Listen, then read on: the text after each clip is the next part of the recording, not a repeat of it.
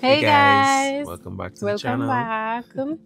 So we just like to thank each and every one of you guys for just your comments, your support, just reaching out during the marriage series. It's been really encouraging knowing that you guys are here supporting us and that you guys actually find value in the content that we're sharing. So we'd like to thank you guys a lot for that. Thank you. So today's video we're going to talk about quality time. Right? How is it that we spend quality time as a couple? Why is it important? Why is it important? Ways to implement quality time as a couple. A lot of the times people know that it's important, but they don't know how to be deliberate about it. So that's so true, being deliberate about quality time. So I hope you guys are blessed. You dive right into that video with us as we talk about quality time. Hey there, I'm Shemaine. And I'm Rashad. And we're the Prospers.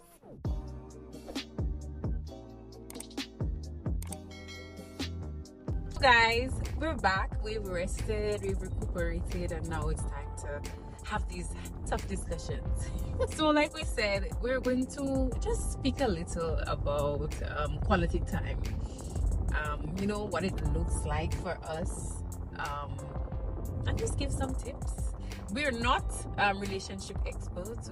We've only been married for almost 3 years, and we're just giving advice based on what we have noticed and what we actually do, you know, in our marriage. So you can take what you want from it, add what you want to it, and may it help you in some way.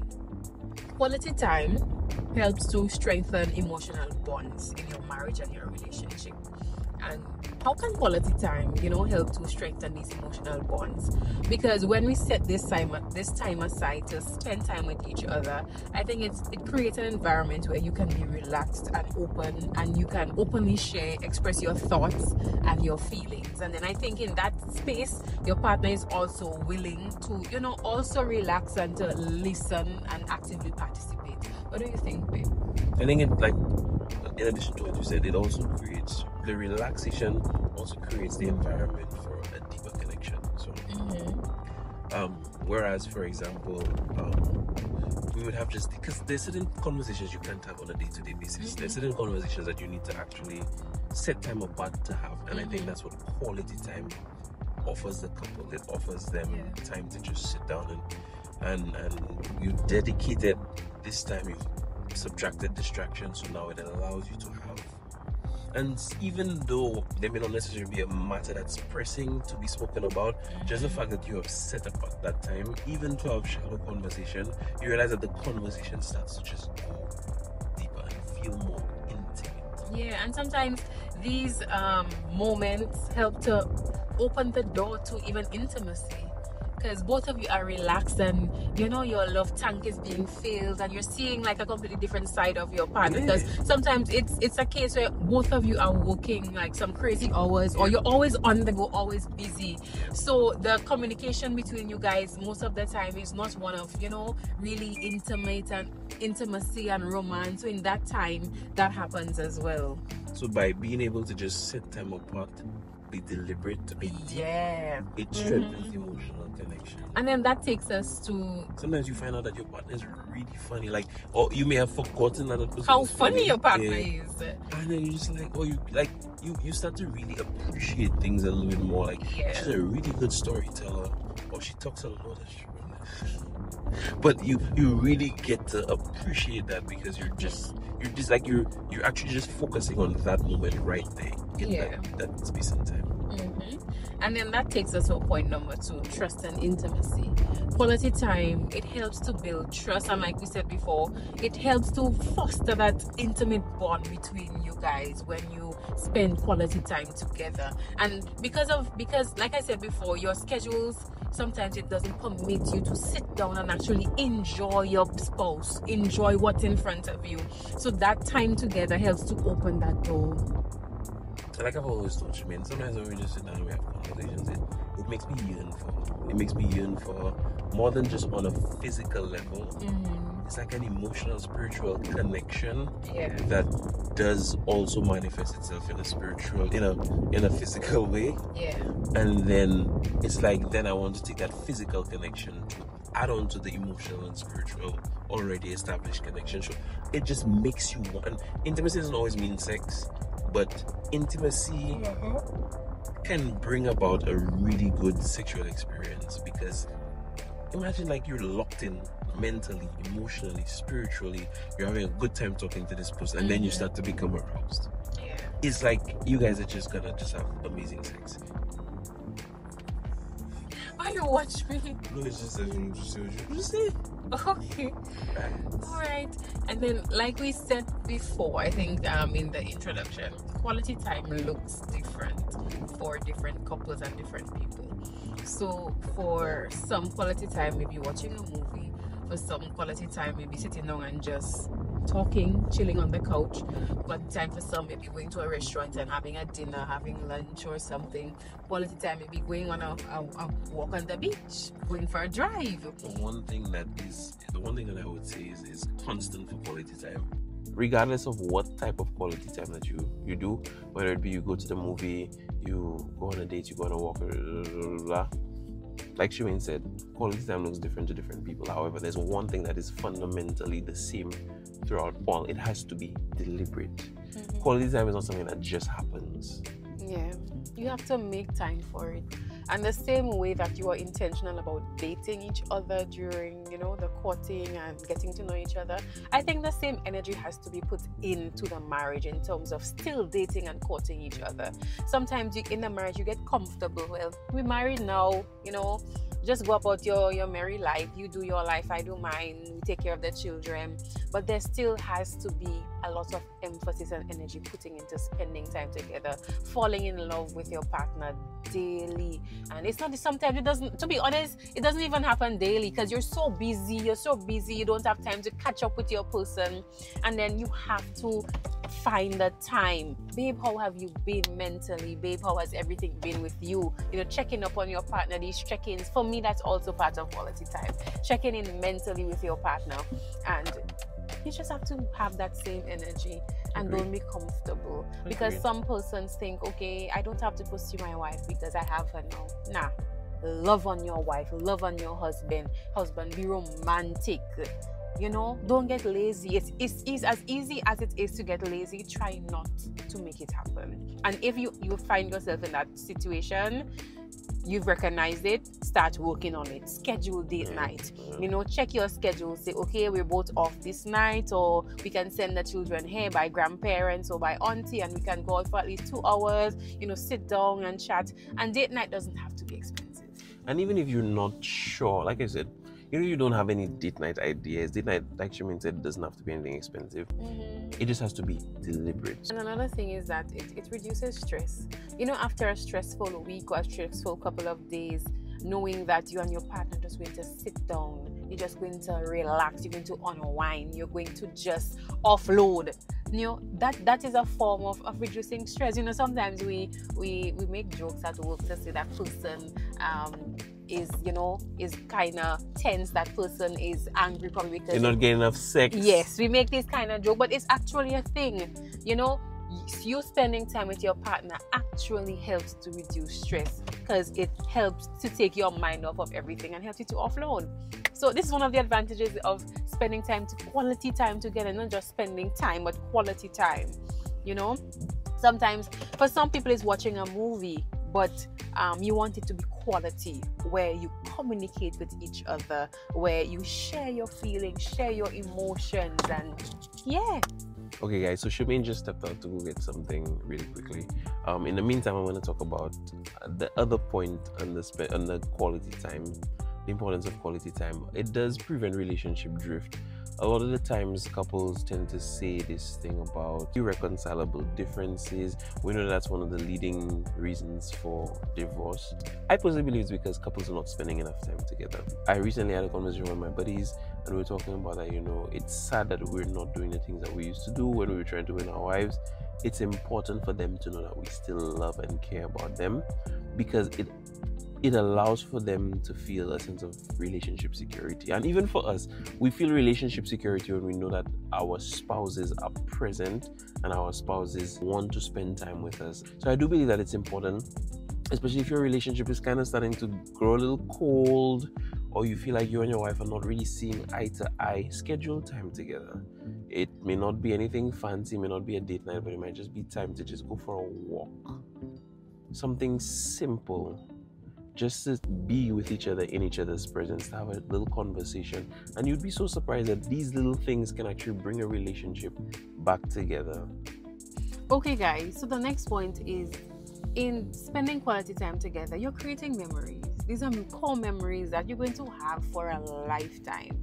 Memories that you guys can sit back on when you're old and you laugh and you talk about. And There you go. I remember I was speaking to an older couple and they were like, spend your money on memories, not on stuff.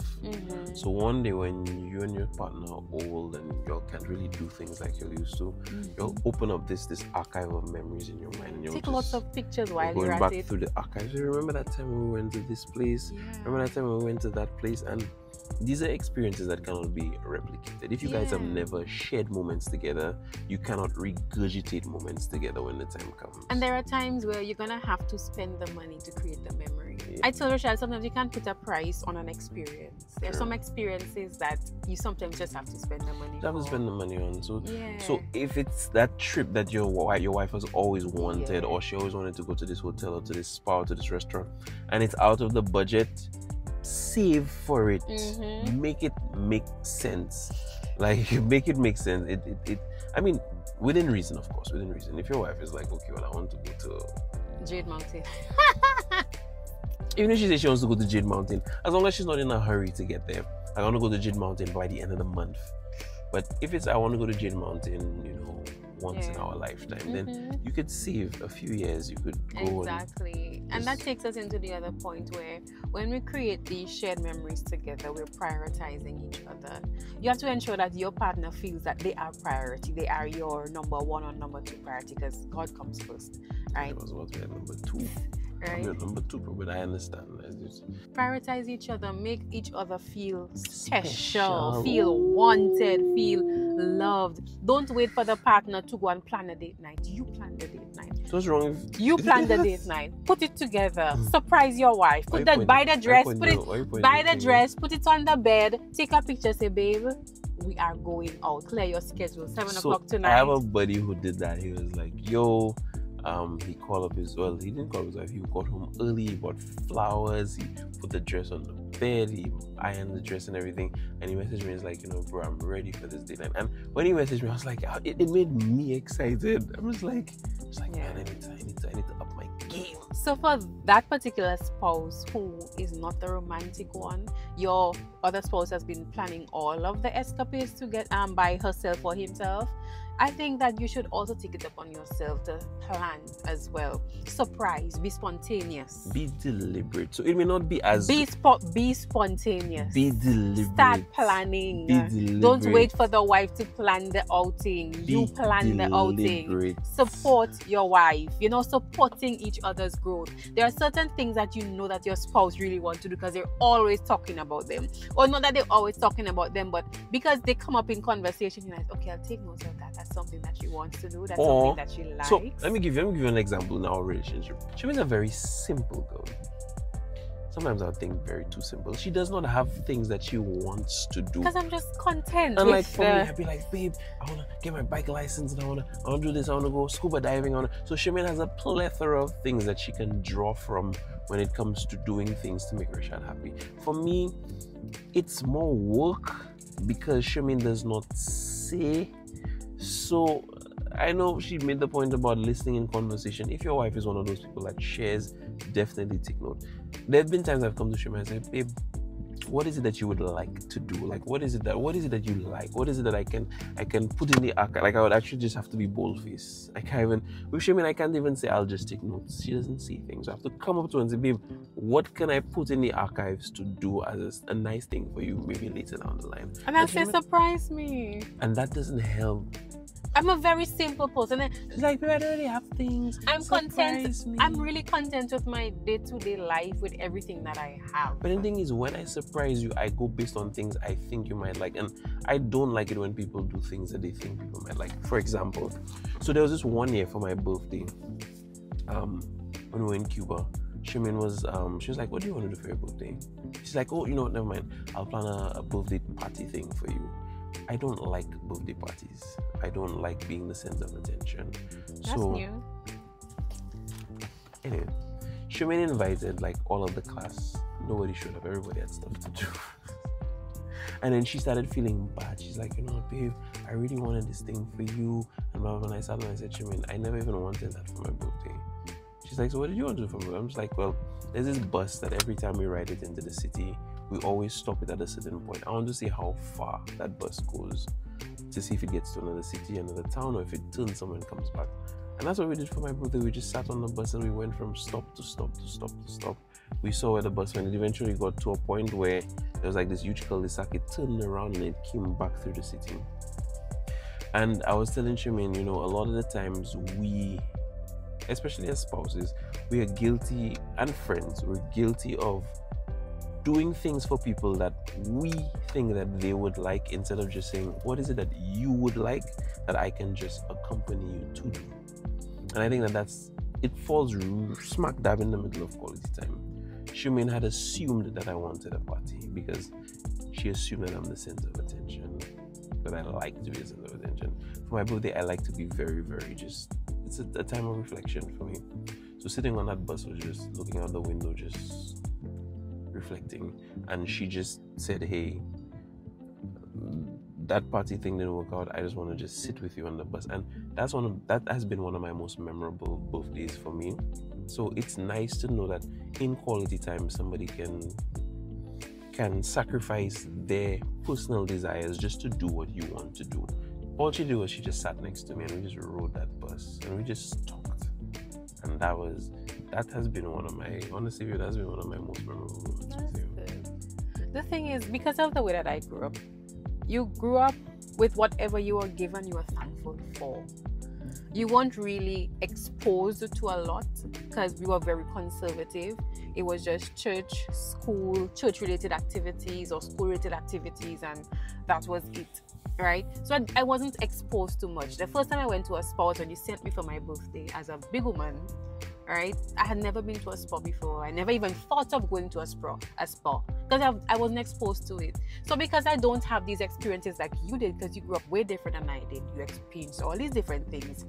So you would have a better idea as to what's out there, what you want. But these things don't bother me. If I go to a spa, I go not to go to a spa, I go pedicure, do pedicure, they don't bother me at all. But even if once I have food on my table, I have a bed to sleep in, I am fine. But even if I send you to a spa, you've never had spas before. Okay, now you have the experience. It doesn't bother me. If that's something you like, it's neither after you have then experienced it. You say, I like spa. I determine that I like spas. It's neither here nor there for me. So this is what I'm dealing with. It doesn't add to my life. It doesn't take away from my life. That's what I'm dealing with. So it's hard to really find something. But you know, whatever you give me, I'm thankful for. I want to get you something that like it brings tears to your eyes. Like babe, I always wanted this thing. I don't think there is something that I always wanted, because growing up there are things that I wanted that I never got, and I was just, oh yeah, I never got them. That's fine. So have you become hardened? I believe so. Babe, what you want to do? Babe, I don't know. I just feel like there are certain things that are outside of my reach, and that's fine with me. And even worse, sometimes I would surprise you and she'd be like, thanks. Like it's like she doesn't even. She's like, get me surprise me, and then I get something and she's not moved by it. She's like, well, I appreciate. Thank you. But you know, I'm not one to really. I don't really have these outbursts of emotion. I was like, Shumin, you know how much work I had to put to get that thing to. But deep down inside, I am just bubbling with gratitude. I'm just, thank you, babe. Thank you, babe. But on the outside, it comes off as thanks. But you see how I treat the things when you give them to me. I take care of them. I put them aside. And you never use them. That's what I'm saying. That's what I'm saying. So you get me the stuff that you think. Aside. You get me the things that you think that I would want, and then because I'm not, they don't bother me. Because they don't bother me, I just put them down and I forget about them. But I get you the things I think you would like, because you don't tell me anything. Like one year for my birthday, like. he gave me a Pandora bracelet. I probably wore it for a month, and then I just put it down. And that was at the hype of Pandora bracelet. I had saved so much to get that. The only reason why I knew about a Pandora bracelet was because the girls in my room, they wore Pandora bracelets, and I that's asked them, what they what's were that? talking But about. it's not like if I and that's it's what they just were a talking bracelet. About. And I got Shimmy a Pandora bracelet, and Shimmy was like, thanks. It's just materialistic. It's just see for that. So these that's things don't move me. I'm not so- moved by these things. So this pretty much just highlights the dynamic that sometimes in a relationship there's somebody that knows what they want and what they want to do. But he always knows, and I always tell him, babe, I love to go out with you. I just want to be in your company. Our anniversary is coming up, and God has blessed us with an anniversary dinner. We will do a video for you guys. For this one, I am actually excited. Because I've always told him that one of the things that I want to do is to visit one of these fancy restaurants. Just to visit, just to have the experience. And I'm happy that we don't have to spend the money out of our pocket. So we want a raffle from Healthy Escape. It's a new clinic that was started in Laclear by a few colleagues of mine, right next to the field. So guys, if you're ever in the area and you guys want to stop by, you guys are looking for a good clinic in the area, they do all sorts of stuff. I'm going to put a poster up in the video just so you guys can see their services. Feel free to follow down in the link in the description below. Show them some support, show them some love. Support each other's, growth. Support the things that they love to do. Don't be selfish.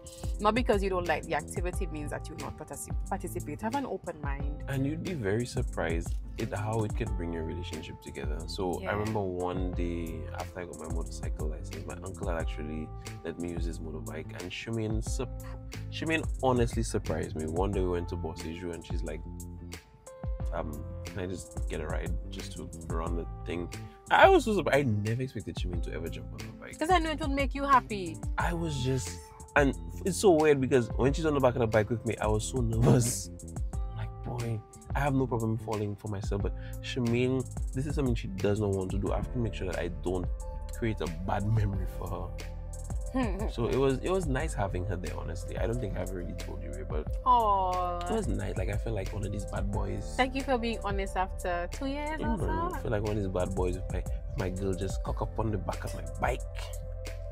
Yeah. So guys, I hope that this discussion we had was very fruitful, and it would, help you in your own relationship to be intentional about spending quality time together, making each other happy, making each other a priority. One more thing before we close the video is, in terms of quality time and being deliberate, it's important as a couple to be deliberate with your spiritual life as well. Quality time in spirituality is extremely important. Devoting together, praying together, fasting Bible study together, encouraging each other together. So it's not just I'll do my thing, you do my thing. It's also I can do your thing. Pardon? Not I do my thing, you do. Oh, okay. So you say it's not I do my thing, you do your thing. It's let's do our thing. Yeah. And you come together and you're intentional about it. You wake each other up. You say, this is what we're doing. If I'm having trouble waking up at this time, I need your help. If you're having trouble waking up at this time, I need your help. But we're being deliberate about this. We want to get to know God together. So guys, thank you so much for just chilling with us. It was an amazing pleasure having you guys with us. It was. Thank you for all the support that you guys have been showing us throughout this marriage series. It may not be the most attractive videos and may not be getting many views, but we just want to share our heart. And we honestly have been having fun doing this marriage series because we feel like it's from a genuine place. And I would hold him accountable too. Let's say you here telling people, giving people this advice and you're doing that. So we can hold each other accountable. I'm trying to think of a comeback, but nothing comes to my head. So we hold each other accountable because we want to live what we preach as well. We don't want to know that after we have preached to people, we ourselves become castaways, like Paul said. So remember, in everything, to put God first.